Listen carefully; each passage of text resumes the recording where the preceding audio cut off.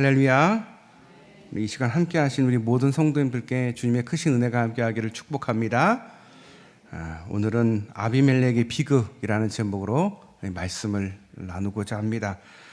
우리 기드온이라고 하면 300명의 용사가 생각이 날 것이고, 또 그것을 인해서 큰 일을 했던 기드온, 그 기드온을 백성들이 찾아와서 당신은 위대한 사람이다, 대단한 사람이다, 우리의 왕이 되달라 이렇게 부탁을 합니다.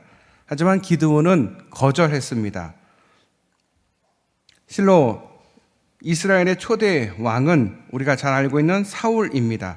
그런데 이스라엘 역사를 이렇게 살펴보면 사울 왕 이전에도 왕이 되고자 했던 사람이 있었습니다. 오늘 말씀에 나오는 바로 아비멜렉입니다. 아비멜렉은 기드온의 아들입니다. 기드온에게는 70명의 아들이 있었습니다. 그 중에 이 아비멜렉은 8장 31절에 보면 세겜의 처백에서 낳은 서자였습니다. 그런데 아비멜렉은 자기의 외가가 있는 이 세겜 사람들의 도움으로 이복 형제 70명을 죽이고 이스라엘의 왕이 되었습니다. 분명히 아비멜렉의 아버지 기드온은 자기는 물론이고 자기의 후손들까지 결코 이스라엘을 그 왕이 되지 않을 것이다 라고 약속을 했습니다. 하지만 아비멜렉은 아버지 기드온의 약속을 어겼습니다. 더구나 기드온은 백성들이 왕으로 추대하고자 하는데도 스스로 사양했습니다.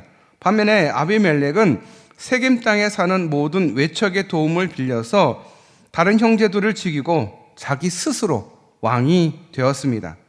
이렇게 아비멜렉은 아버지 기드온의 뜻을 완전히 저버렸습니다. 그런데 70명의 아들이 한자리에서 죽임을 당할 때에 유일하게 살아남은 생존자가 있었습니다. 그것이 오늘 말씀에 나오는 막내 요담이었습니다. 이 요담은 아주 용감했습니다. 그래서 아비멜렉이 왕이 된 후에 이 세겜 사람들을 찾아가서 그들이 어떤 잘못을 했는지를 지적합니다. 아비멜렉이 자기 형제들을 죽인 일에 그들이 가담하고 아비멜렉을 왕으로 삼은 것은 너무나 큰 잘못된 일이다라고 외칩니다.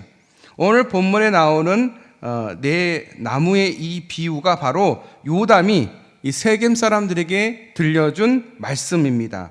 이 말씀을 통해서 요담은 형제들을 죽이고 왕이 된 이 아비멜렉의 비참한 말로를 증언하였습니다.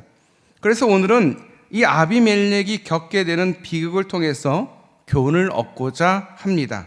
우선 아비멜렉은 이기적인 욕심으로 인해서 비극을 당하게 됩니다.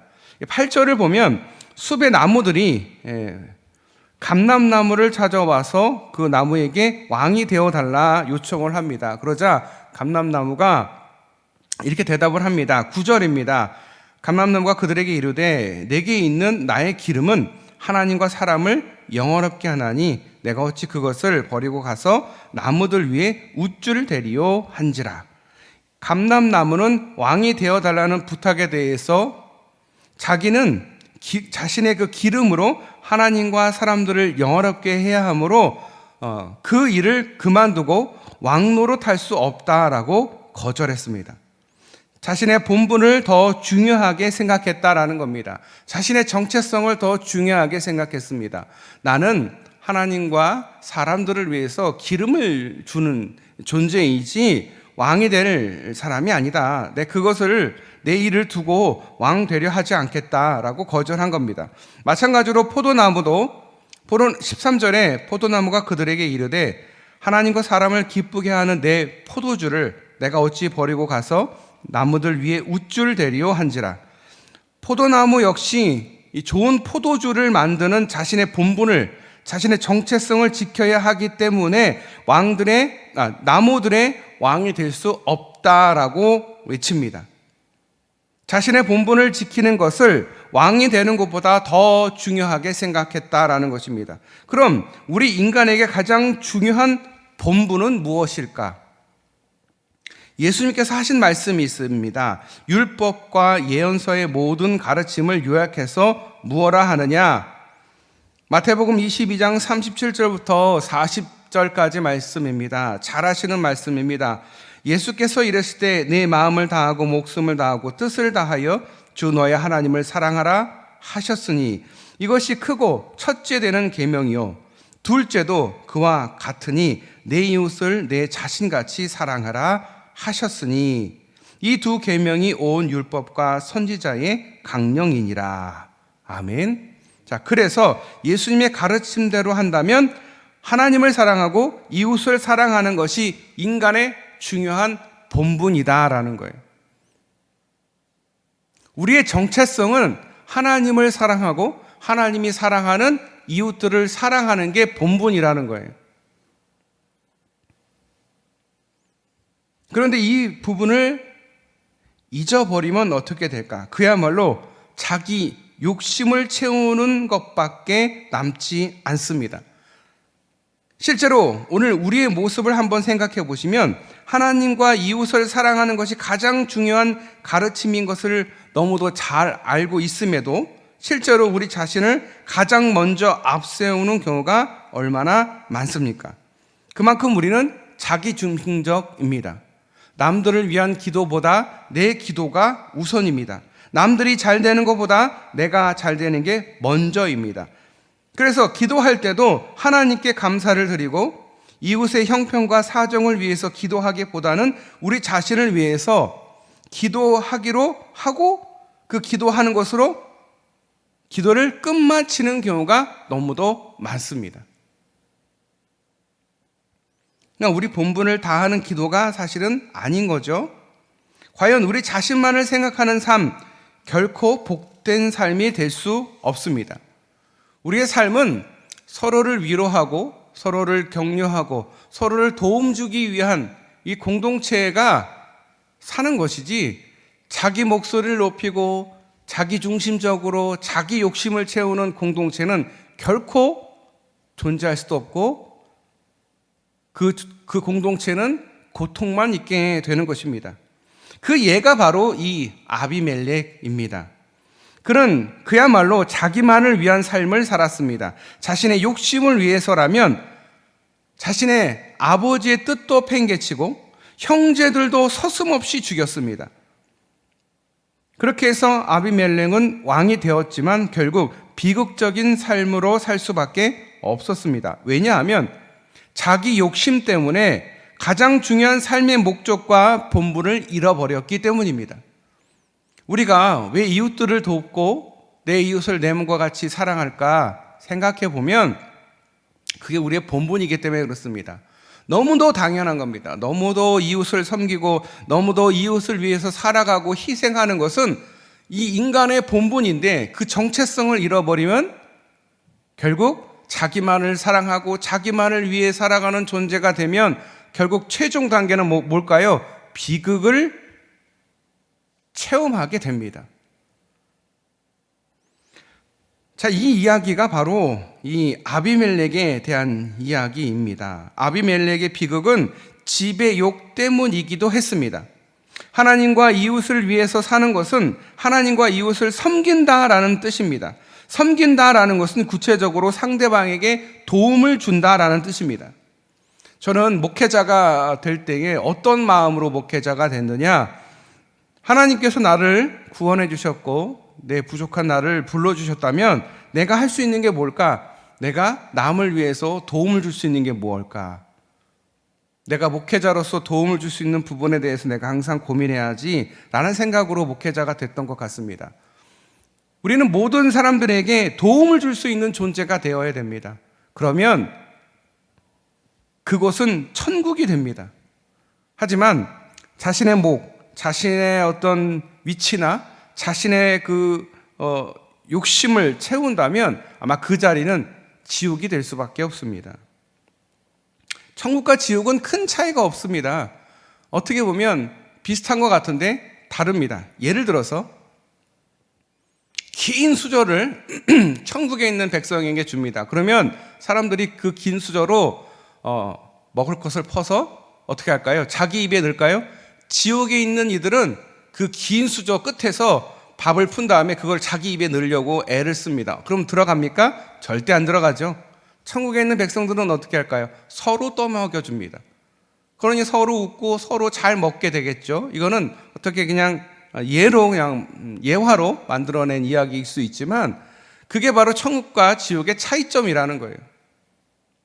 자신의 욕망, 자신의 욕심이 절대 자신을 구원할 수 없습니다. 우리는 결코 나 자신 혼자만이 살아남을 수 없습니다. 우리는 서로 돕고 또 서로를 위해서 섬기는 존재다라는 것을 하나님께서 우리에게 계명을 통해서 가장 중요한 하나님 사랑, 이웃 사랑에 대해서 하나님을 섬기고 이웃을 섬기라라고 말씀해 주신 것입니다. 자, 보세요. 우리가 이웃을 예수님처럼 섬긴다면 이 세상은 천국이 됩니다. 근데 내 이웃을 내 원수처럼 사귄다면 어떻게 될까요? 그 삶은 지옥이 됩니다. 그러니까 삶이 지옥이 되고 천국이 되는 거는 결국 내가 그렇게 하는 거야. 내가 천국을 만드는 거고 내가 지옥을 만드는 겁니다. 내가 나 자신만을 사랑하고 내 이웃을 업신여기고 내 이웃의 것을 뺏고 내 이웃에게 거짓을 하고 비방하고 공격하면 그야말로 너도 죽고 나도 죽는 거가 되는 거죠. 그 자리는 지옥이 되는 거죠. 하지만 내가 조금 더 희생하고 나의 것을 나누어주고 내가 조금 더 그 사람에게 도움이 되려고 애를 쓴다면 그 자리는 천국이 되는 것입니다. 오늘 말씀에 나오는 감람나무를 보시면 그렇습니다. 감람나무는 기름을 만들어냅니다. 그 기름으로 어둠을 밝힙니다. 무화과 나무 어떻습니까? 사람들이 맛있게 먹는 열매입니다. 포도나무도 마찬가지입니다. 풍성한 포도 열매를 만들어냅니다. 반면에 가시나무는 어떻습니까? 가시가 하나님과 사람을 기쁘게 할 수 있을까? 15절에 보면 나무들이 왕이 되어달라 하니 가시나무가 이렇게 대답합니다. 가시나무가 나무들에게 이르되 너희가 참으로 내게 기름을 부어 너희 왕을 삼겠거든 와서 내 그늘에 피하라. 그리하지 아니하면 불이 가시나무에서 나와서 레바논의 백향목을 살을 것이니라 하였느니라. 자, 가시나무가 여기서 뭐라고 와서 내 그늘에 피하라라고 말을 하지요. 내 그늘에 와서 내 그늘에 피하라. 자, 여기서 피하라라는 것은 자기의 다스림을 받으라라는 뜻이에요. 뭐 그늘을 피하라는 얘기가 아니에요. 가시나무가 그늘이 있겠어요? 없습니다. 가시나무는 풍성한 이파리가 없는 그야말로 몸에 가시만 달려있는 존재이기 때문에 그늘을 피하라는 얘기가 아니라 내 밑에 다스림을 받아라라는 뜻입니다. 나무들을 위해서 하는 말이 아니라는 거예요.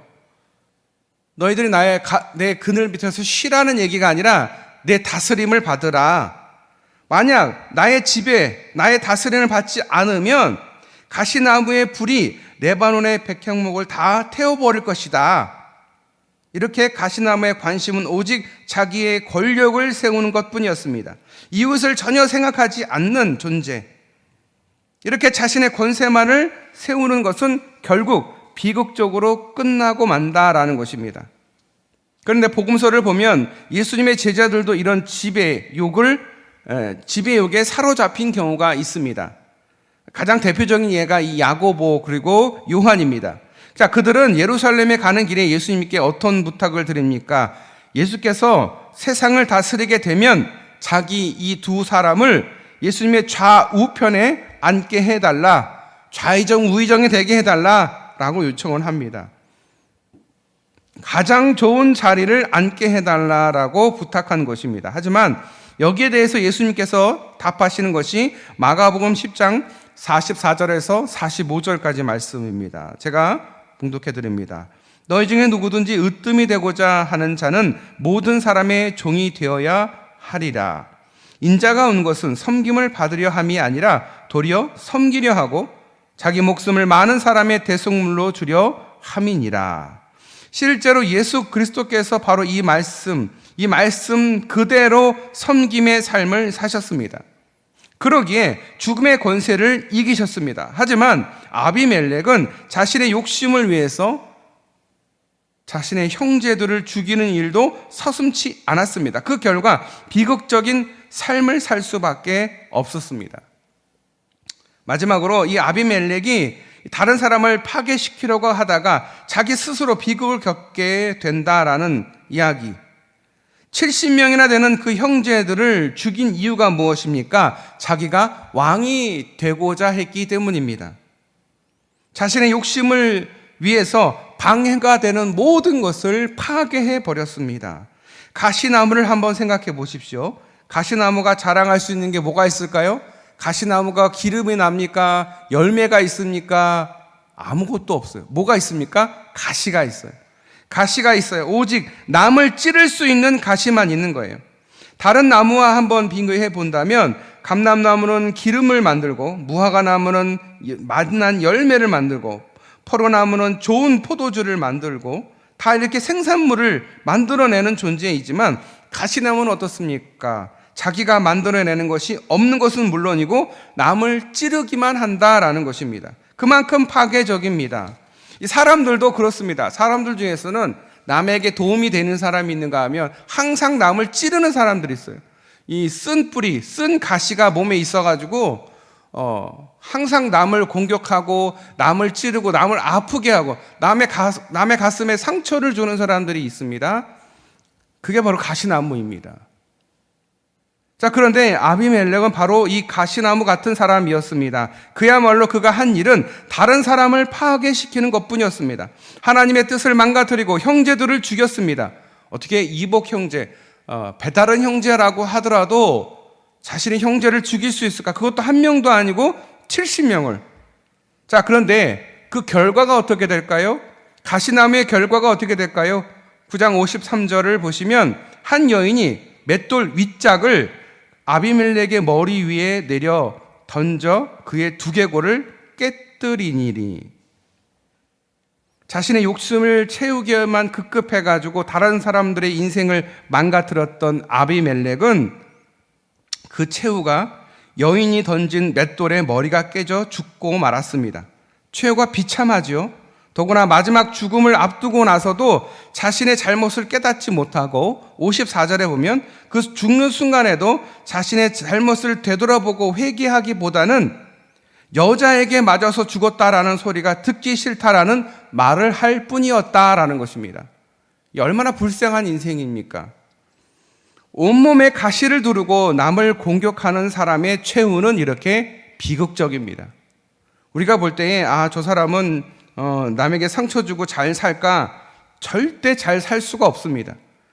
태생이 가시나무인 존재는 결코 잘 살 수가 없습니다. 내 생에서 심판이 없다면 죽은 후에라도 하나님의 심판이 있습니다. 이 가시나무의 존재가 우리 주변에도 많고 어찌 보면 가끔 내가 그렇게 가시나무의 역할을 할 수도 있습니다. 그래서 내 자신을 항상 되돌아보아야 합니다. 내가 혹시라도 남에게 상처 주는 말을 하지는 않는가? 내가 이런 가시나무 같은 존재가 되지 않는가?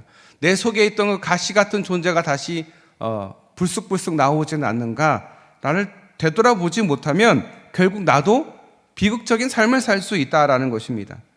그래서 하나님은 우리에게 말씀하십니다. 하나님을 사랑하는 것 당연하지만 내 이웃도 사랑해라. 어떻게? 네가 네 몸을 사랑하듯이 사랑해라. 이것이 가장 중요한 계명이다. 이것이 인간의 본분이다라고 말씀하고 계신 것입니다. 이렇게 해서 오늘 아비멜렉이 당한 비극을 통해서 우리가 얻을 수 있는 교훈을 한번 생각해 보자면 아비멜렉은 자신의 욕심에 눈이 멀어서 인간의 본분, 그 인간의 본분을 잃어버렸습니다. 오히려 자신의 욕심을 채우는데 방해가 되는 그 무엇이라도 다 파괴시켜 버리고 말았습니다. 하지만 이렇게 자기 욕심 때문에 본분을 잃어버린 것부터가 비극의 시작이었습니다. 사람이 사람다워야 되는데 사람이 사람답지를 못했다라는 거죠. 자기의 욕심을 위해서 남을 파괴시키기만 하면 그가 결국 비참한 최후를 맞이하고 말았다. 그러니 이런 비극을 당하지 않기 위해서는 어떻게 해야 될까? 바로 우리 인간의 본분에 충실해야 한다라는 것입니다. 그러기 위해서 하나님과 이웃을 사랑하고 섬기는 일에 더욱 열심을 다할 수 있어야 한다라는 것이 오늘 말씀의 핵심 결론입니다. 오늘도 이 시간 우리 삶 속에서 내가 혹시 감람나무의 삶을 살고 있는지, 무화과나무의 삶을 살고 있는지, 아니면 가시나무의 삶을 살고 있는지 우리를 되돌아보아야 합니다. 오직 하나님을 사랑하는 것으로 끝나는 그리스도인이 아니라 하나님이 사랑하는 이웃을 진심으로 사랑하고 섬길 수 있는, 그것을 위해서 더 열심을 내는 저와 여러분 되시기를 주님의 이름으로 축원합니다. 기도하겠습니다.